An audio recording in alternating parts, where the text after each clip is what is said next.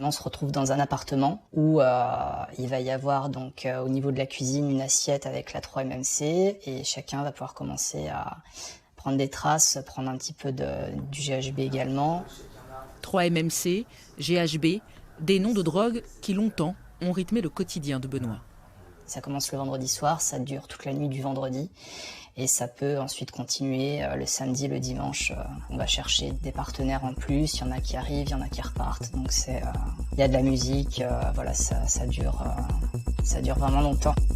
Plus de notion du temps, ni de la réalité. La sexualité devient alors un champ des possibles, boosté par la chimie.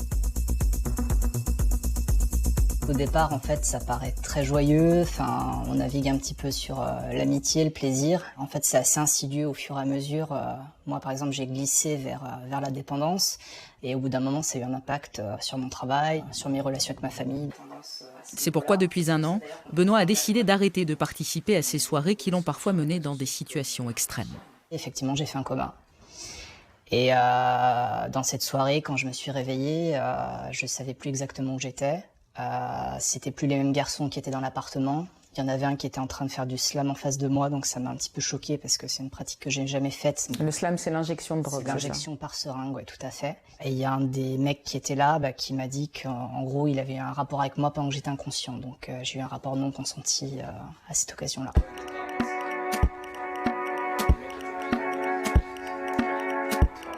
Ce que je vois qui m'a un peu inquiétée et qui m'a motivée aussi à témoigner, c'est qu'il y a beaucoup de jeunes mecs qui peuvent arriver de la Loire, de l'Isère, de Savoie, qui tombent là-dedans très très vite et qui sont très très jeunes. Alerter, sans jugement, prévenir les risques. Benoît a appris à partager son parcours, mais pour trouver les mots, il lui a fallu gravir ses marches plusieurs fois par mois. Depuis 1 an, il est suivi à l'hôpital de la Croix-Rousse, où chaque année, médecins et infirmiers spécialisés accueillent une centaine de patients dépendants au chemsex. Si on faisait un petit bilan là, depuis le début du suivi, qu'est-ce qui va mieux? Qu'est-ce qui reste à faire encore? Ce à quoi je m'attendais pas, c'est que ça a été quand même assez long pour que j'ai vraiment un sevrage total. Car les catinones de synthèse, les drogues appréciées des chemsexeurs, peuvent devenir très addictives par leur pouvoir dit empathogène et contactogène. On va plus facilement vers l'autre et on va avoir des sensations qui vont aussi être décuplées, magnifiées par d'autres systèmes. Et puis on peut aussi accéder, ça peut durer plus longtemps, parce qu'il y a d'autres pratiques, on va dire un peu plus hard, qui vont du coup amener aussi d'autres sensations.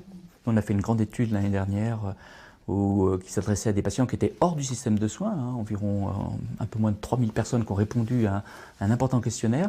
On a découvert 15% de femmes qui pratiquaient le chemsex. On a découvert qu'il y avait entre 5 et 6% de personnes se disant hétérosexuels masculins qui pratiquaient le chemsex. Donc on voit qu'il y a une modification à la fois des pratiques, des consommations, des modes de consommation, des publics concernés.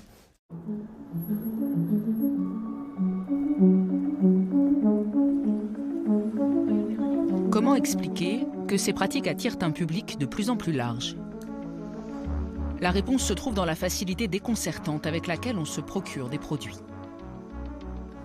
Voilà, il suffit de se rendre sur un site en fait, et c'est le supermarché de la drogue en fin de compte. On trouve toutes les fameuses catinones de synthèse qui sont les produits particulièrement utilisés lors des soirées.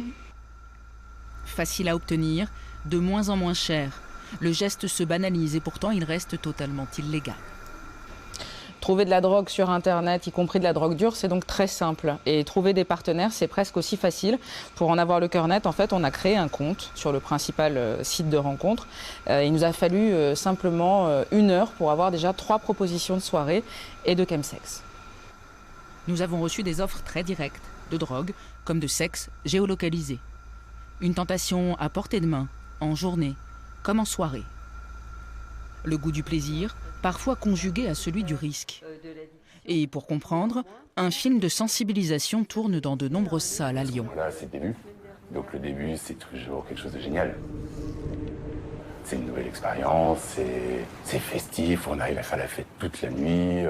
On peut faire... En première ligne de ces projections, un public particulièrement jeune. Ça m'est arrivé plusieurs fois d'être invité, qu'on me propose. C'est vrai qu'il y a quelques années, ça aurait été différent. Ça fait un petit peu peur, j'ai peur que ça touche mes amis. Et donc c'est pour ça que je cherchais vraiment à me renseigner, parce que je pense que j'avais beaucoup de préjugés, donc j'essaye d'avoir le plus d'informations là-dessus pour pouvoir soit aider des personnes, soit les accompagner, ou en tout cas mieux les comprendre. Ne pas perdre de vue la frontière entre plaisir et danger. Maladies sexuellement transmissibles, absence de consentement, des enjeux de santé publique, mais aussi un défi judiciaire. Pendant une soirée chemsex, est-ce que je peux être agressé ou est-ce que je peux être agresseur aussi? Ça, pour moi, ça peut être quelque chose de dangereux parce qu'après, les victimes n'osent pas forcément en parler parce qu'il y a un gros sentiment de culpabilité. Et voilà, ça c'est un petit cercle vicieux où on se dit, bon bah, tant pis, c'est passé ça, je ne peux pas vraiment faire quelque chose. Ce qu'on attend, c'est surtout que la police puisse justement accepter de concevoir qu'il y a aussi des viols et que malgré la volonté de s'y être rendu, il n'y avait pas non plus de consentement. Ça représente beaucoup de cas dans vos patients? Oui. D'après plusieurs associations, 8 décès liés au chemsex ont été recensés à Lyon.